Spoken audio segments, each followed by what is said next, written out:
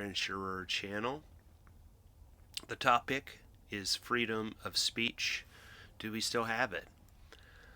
As if it wasn't bad enough to look back to the rise of Donald Trump and his presidency and his MAGA hat supporters being beaten over the head with bike locks from university professors at the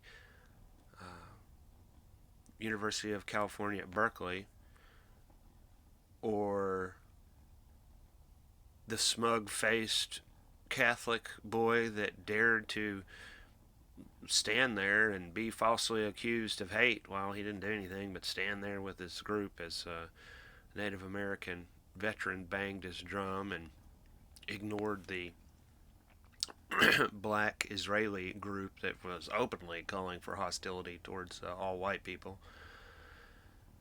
Anyway, it's upsetting to see the left and right be childish. That they can see the truth when it suits them, and then when they're told from these misleaders in the media and in political parties, which if you voted for Trump, you're supposed to be populist, you're supposed to be against the same old BS. And then now we have these Trump supporters robotically, in large part. Now I've experienced definitely supporters that don't go along with this or can understand the distinction between a rational critique of the policies of the Israeli government and regarding war crimes against the Palestinians. I mean, the United Nations is concerned about that. Or are they anti-Semitic? So, just the way it's silly for the progressive left to use violence and suggest, when is it all right to punch a Nazi?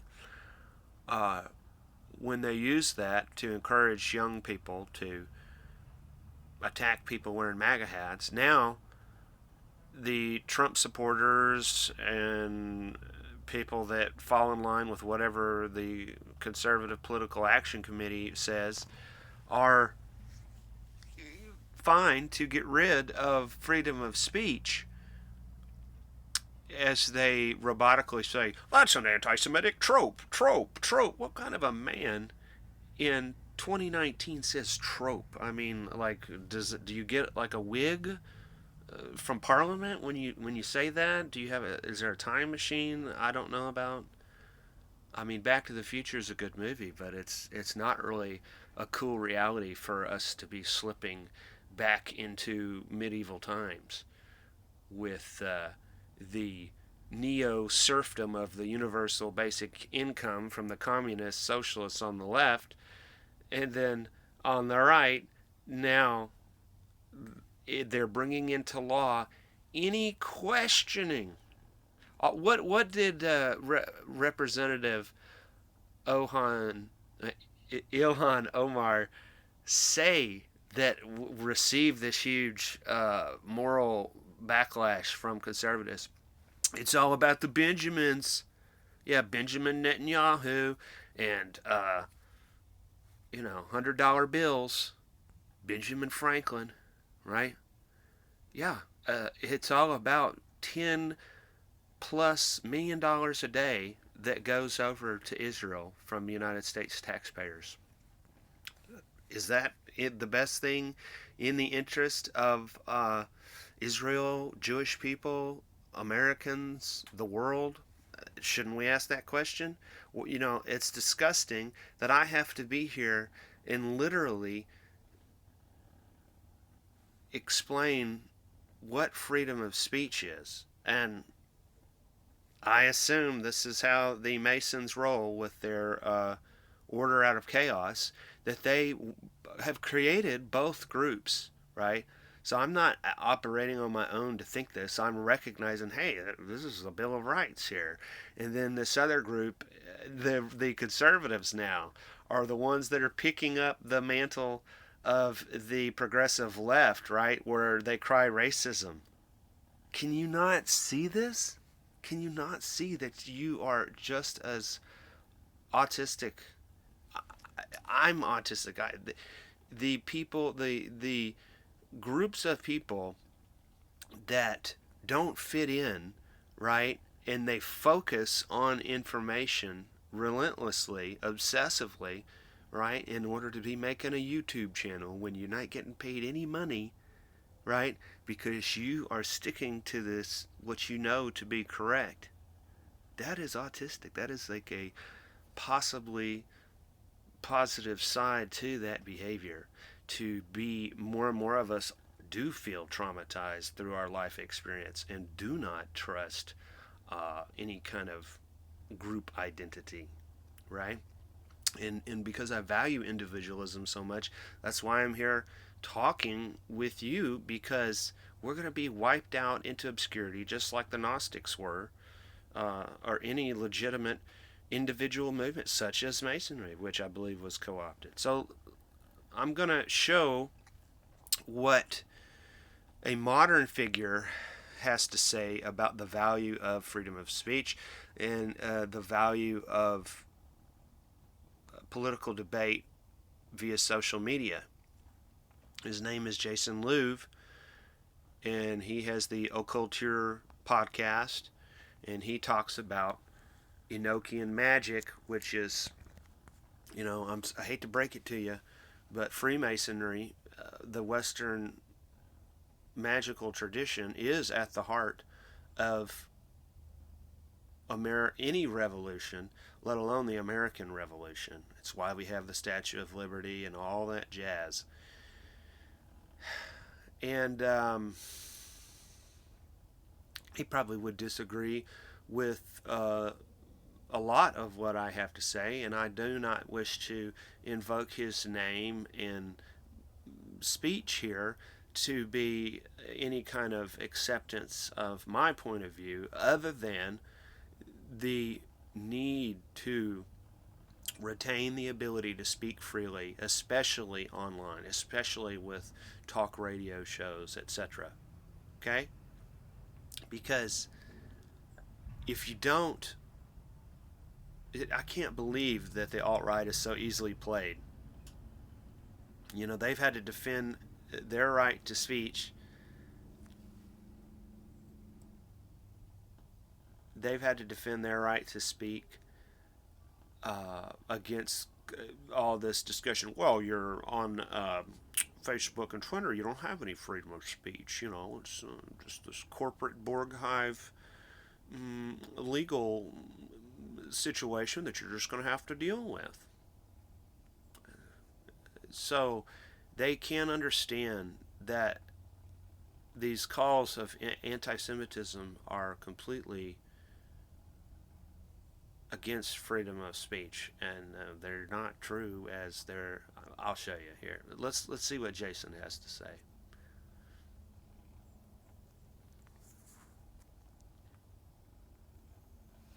Hey, how's it going? It's Jason Louv, and I just wanted to give you a quick video on a very important and pressing topic that has been with us for a while, particularly the last 2 years, and is not going to go away anytime soon. And that's the question of the ethics of fighting on social media. So here's the question. Is it ethical to fight on social media? And when I say fight, I mean everything on the spectrum from strong disagreement to, having confrontations and arguments so intense that friendships are lost over them, to even further than that, all out ideological attacking and combat and even warfare online. We also see when arguments erupt online that there are very often calls from the center, people in the center, that, hey, let's just be civil, and why can't we all get along, and why can't we all be polite and talk politely? Now, this issue was debated quite a lot in the public square right during the election, after the white nationalist Richard Spencer was punched in the head, and then there was the famous question, is it okay to punch a Nazi? And a lot of these questions were Wish I stood out. up for all of that. Now, I want to make very clear that what I'm talking about in It's this not video right. is not real-world violence. What I'm talking about is conflict online. I'm talking about people typing at their keyboards. Okay, so how do we assess this question? Well, to assess this question, we need to go to Immanuel Kant, a German philosopher who was writing primarily in the 18th century, who gave us possibly the best ethical framework of all time. It's called the categorical imperative, and professional ethicists consider this perhaps the best framework for making ethical decisions that human beings have ever come up with. So that means that this framework is incredibly useful, not just for this question, but for anything that you're considering in your life. If you're considering whether an action is ethical or a social policy is ethical, this should be your first place to go to. Okay, so the categorical imperative works like this. It's kind of a thought experiment. Let's say you're asking yourself if it's ethical to eat meat. Should I eat meat? So what you do is you imagine a world in which everybody takes that action. So in this case, everybody eats meat. And then you imagine yourself in that world. What would that world look like? And you ask yourself, is that a world I want to live in? Is that a world that I want to go to? And if that's a world that produces more human happiness and goodness, and that's a world that you want to live in and that the majority of human beings would want to live in, then it seems a pretty fair bet that that action is an ethical one. However, if that world is a world of strife and violence and suffering and misery, or just one that most people would not want to live in, then you need to take a pretty clear look at whether that action is actually ethical.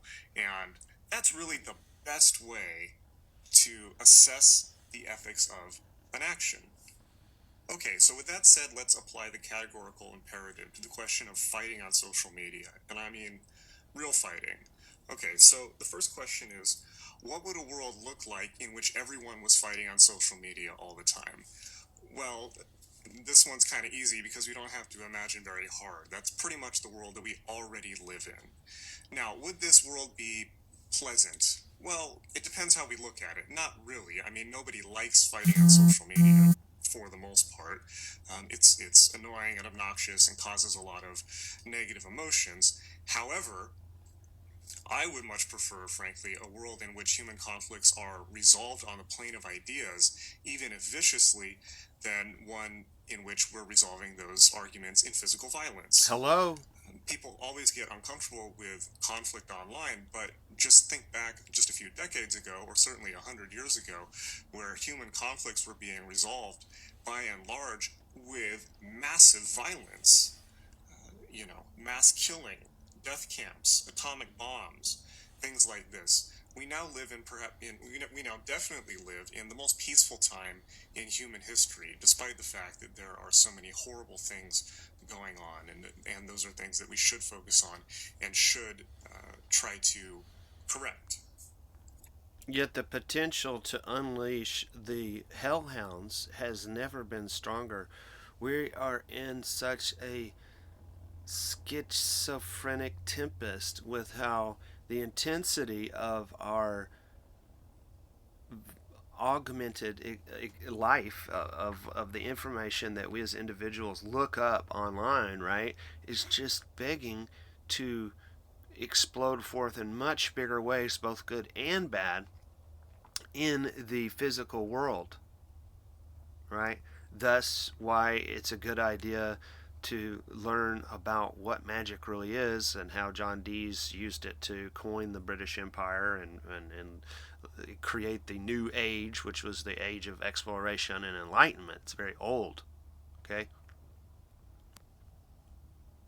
You know, obviously, there's a reason why the zombie shows are so prevalent in society because I feel, are not just, perpetually hounded since before the time of Jesus with this apocalypse, Armageddon, end of the world scenario, but the leaders of nations, these presidents, express their dispensation doctrine, that they have to. The evangelist Christians are more I'm concerned about than any Jewish people. They believe that Trump is a return of King Cyrus, as it is has been put on this coin by people that are trying to reestablish the temple in Jerusalem, the third one. and see him as King Cyrus and all of this. So, I mean, how could I be anti Semitic if the people that are attacking me used to be, it was these. I was at a Super Bowl party, and this person from the progressive left wanted to get into this discussion about the birther topic that Trump raised, right? And I'm no Trump supporter, but I care about whatever the truth is. And he said everybody that followed that topic is racist, right? That's stereotyping, right? And so I felt the urge to speak up because I was not expressing any racism. I was expressing the fact that a lot of people that understand graphic arts programs like Adobe Photoshop said, hey, there's tons of layers in this document. Why would Obama release this document to clear up the issue only to make it worse? However, when we consider a world in which people are fighting online, what we're considering is a world that has functioning communication networks where people are talking to each other, and at least in America, where we still have a functioning First Amendment, where there is a vigorous town square for debate, as opposed to, for instance, countries where people are hauled out of their beds at night for having opinions that, don't agree with the current regime. Yeah, and where do you see that? You see that in a lot of places, but one of them would be Australia. Brendan O'Connell is famous for being one of the first people that this anti-Semitic hate speech legislation used by the United Nations and that is taking over the nations to condemn him for his speech. In Europe, you cannot even discuss this, so that's why I'm obligated to discuss it here in the United States, right? Because this is rapidly approaching the physical with legislation now. That you've got all these Trump supporters crying racism to anybody they disagree with, just like the progressive left, and they can't see it. They cannot see it.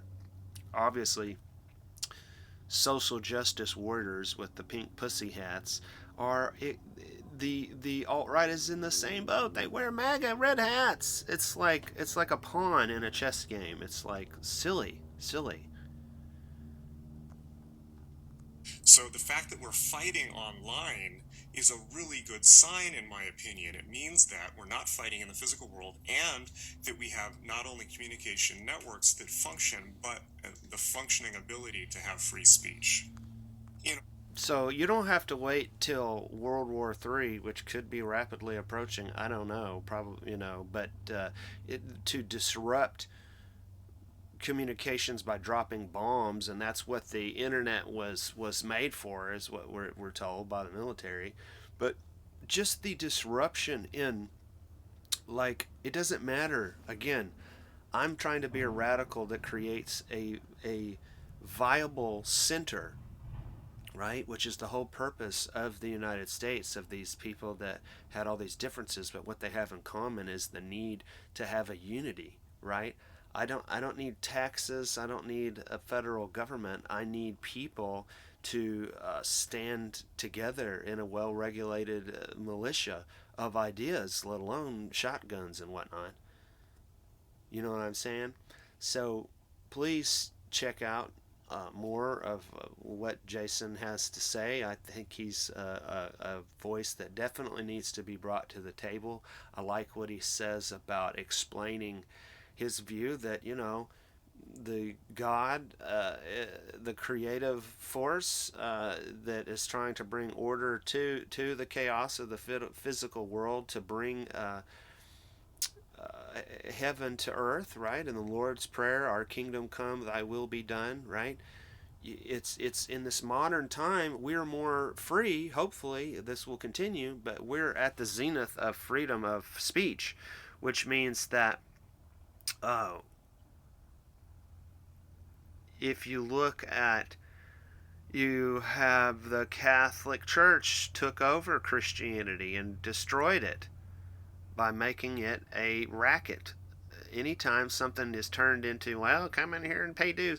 Look, I really super duper support the Cub Scouts, for example, right? I just had their blue and gold banquet. They had the Pinewood Derby cars. My son is 9. I'm so proud to be a part of that group, uh, and to see the progress of that group. I don't. That's the only example I have in my life of how do you learn actual community building skills.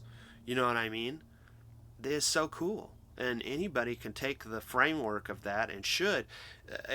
And I would say it's bittersweet because we see the problems, right? That when something is big and popular and on autopilot like that, like the scouting program, that things people forget that it is so important. The whole important thing to God is what the individuals are doing, choosing to do. You know what I mean? We don't need socialism where the government is going to mandate spread money around. We need people that are going to voluntarily to express acts of kindness, radical Buddhist love warriors. You know what I mean? That God keeps coming back in all these different permutations of these religions and these government structures, and each one fails, and then we have to pull out the, like making kombucha tea, you got to transfer that viable living probiotic culture to the next. This is how you make the sourdough bread continue. This is the oldest recipes of Samaria. You must take the paddle that stirs the beer and do it this way, and you got to use that same paddle. They didn't know science. Maybe most of the people that were doing it, they're just doing what the recipe says, but there's a reason for that ritual of using the same spoon, because it continued the yeast, the probiotic, to go. That's what's going on here. We need to develop an understanding of biologic, right? We are the cells in the human organism. If the cells in our bodies were as argumentative as we are, we would be experiencing cancer and dying. Oh, wait, we are, with the foods that we eat and the 5G assault. Yes, as much as I love debate, it is a big pain in the butt to argue all the time.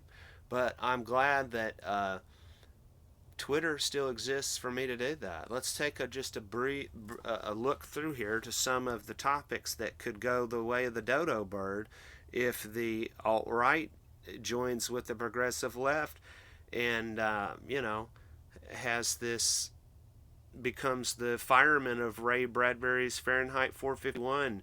Burn all books, stop all speech that causes emotional outbursts.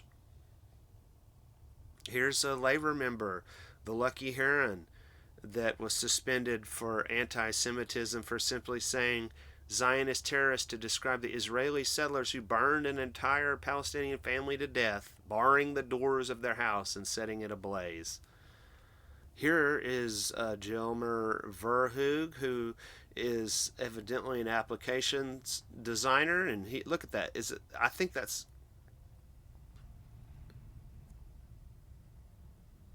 okay. I'm not sure, that might be his real Tesla car, and then he's got this augmented reality app to change the paint on it and whatnot. He has another one that you can be flying a plane while you're waiting for the bus or whatever. Keshav Sharma. Bring peace into your life. Let go anxieties, doubts, worries, and insecurities. Now choose to follow radiant light of soul in your heart. Talk to God within. A voice inside will give you solutions. It will take you through all difficulties. God is always with you. You see, God doesn't choose sides between Buddhism and Christianity. Do you not know, as Ephesians says in the Bible, that Jesus Christ is within you, right? We have to understand that we are in a polarized reality of physical life versus its relation to spiritual life. So it's impossible to cover both bases at the same time. Two heads are not better than one with the double-headed eagle of Freemasonry, because it's most often used to either be lying, saying one thing while doing another, or to not realize the cognitive dissonance in one's behavior. Like I'm seeing from the alt right, is they parrot the CPAC. So my question with the Masons is, I understand that Masonry is designed to defend this Christ within, right? That they were very much trying to bring the intellectualism from their experience in the Crusades in the Middle East, right? That the Muslims, knew about. The Muslims are the ones that took over Europe for 700 years, and they did it primarily through education, much more so than physical violence, right? So I'm not totally dissing Masonry, and I totally understand that when I'm defending free speech, it's the Masons that designed America. But I question rule through chaos, ordo ab chao. If that is the foundational doctrine of the Scottish Rite, well, I mean, why shouldn't I say, obviously, these Mossad agents, as it is depicted in the Fight Club movie, did blow up the World Trade Center. Obviously, like Silverstein says, it was controlled demolition. Obviously, according to many Jewish people, they got a call not to show up to work that day. Does that make me anti-Semitic? Hell no. Let's look at David Zirin of at Edge of Sports. I sign this proudly. I'll ask my fellow Jews to do the same. I stand with Ilhan Omar. I do too. You know, uh, I'm tired of stupid people bullying the rest of us. If the UN considers Israel guilty of war crimes against the Palestinians, is that an anti-Semitic trope? Who says trope? Idiot parrot Trump supporters do. Learn how Hitler co-founded Israel with a Zionist. Yeah, it's called the Transfer Agreement. Oh, it was a Jewish person that wrote a book in the 80s that made that topic popular amongst people that are non-Jews? Oh, guess there's a little problem with this blanket stereotype labeling of people like me as anti-Semitic. You want to put a little flag on here? Do I get a little Jew star? Juden? Do I get that? Like happened over in Nazi Germany? Where send me my armband?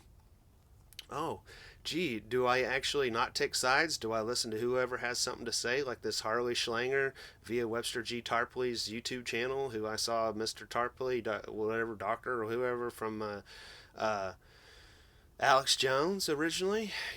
What is Donald Trump's economy plan? Is Wall Street opposing him via media? They use wars and private central banking to keep us poor. Is Russia painted as the enemy because they won out too? I'm open to Trump being part of the solution. Anybody is. Oh, do I hate Jews? That's why I'm all stoked like everybody else is about the new Tarantino movie, the Golden Age of Hollywood, 1969, here with, you know, these super anti-Semite joke. I'm joking about Al Pacino. Uh, I'm blanking out. What's dude's name that play the Hobgoblin and? Oh my God! I'm so sorry. It probably says right here. Oh, I hate that I forgot his name. DiCaprio and oh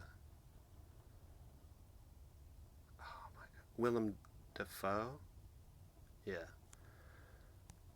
Oh, here's a woman that claims she was a sex abuse victim when she was 12 of Trump and Epstein, and that I believe it is Wayne Madsen, who used to appear on InfoWars quite a bit, has supposedly located them trying to hide from Trump supporter threats, according to her and him.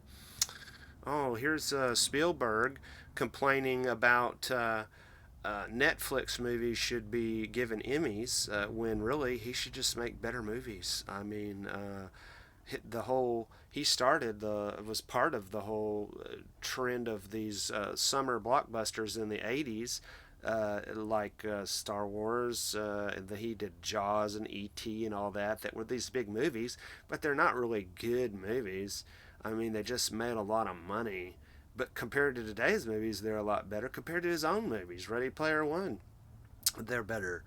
But no, the Z Channel documentary, A Magnificent Obsession, shows you why Tarantino is making movies today, because he's copying the true alternative media movement of the 1970s that we all would do well to look back on and learn the good and bad of what came out of that. You know what I mean? Oh, here's my anti-Semitic behavior. Here, I like a cult priestess. She it shares her story of moving to Hollywood to as a psychic, and being really let down by all the BS in the New Age community, right? Oh, here's me being anti-Semitic to a rabbi in retweeting them saying they have no part in Zionism. Hello, they have no part in the wars, no part in the state of Israel. Hello, that's what those people with the hats are. Differentiate them from these other people. Oh, here's Ilhan. Here's what started it all.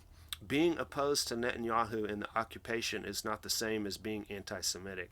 I'm grateful to the many Jewish allies who've spoken out and said the same. Yeah, like so much of this information I learned about the secrets behind the fronts that we're all given to worship comes from Jewish people. And like Dr. Steve Pachinik, the former, CIA agent, intelligence agent that used to come on, or maybe still does, Alex Jones Infowars, and he's like, he can't stand Netanyahu, and he's glad that they're going to have, according to him, a leader that is actually Semitic. Do how many people don't even know about that topic? I mean, I think that actual Semitic people from the Middle East make up like 15% of the people that self-identify as Jewish. You think Jesus has got what, like hippie white face with the blue eyes and is all effeminate? Come on, man. That's, tell that to the Ethiopian people that like you know are like some of the oldest known Christians. Not that it matters what color his skin is, but I mean this whole deception of all this history reset, like we see with mud floods and Tartaria and all this. We, the people that are independent researchers, are gonna be part of the truth that out. So if you want to be smart and make some money on the actual future, it's gonna be about individuals that can cooperate. It's not gonna be going along with Trump News, Fox News, and CNBC. So